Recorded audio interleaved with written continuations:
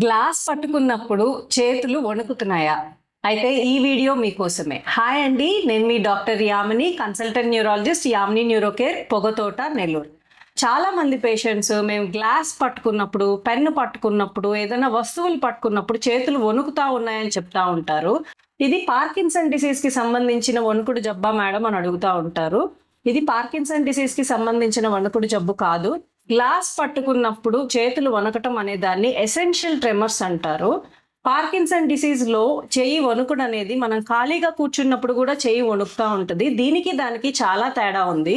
ఈ essential tremors అనేది యూజువల్గా ఫ్యామిలీ పరంగా, ఫ్యామిలీ హిస్టరీ పాజిటివ్ ఉన్న, జన్యుపరమైన లోపాలున్నా వస్తూ ఉంటాయి.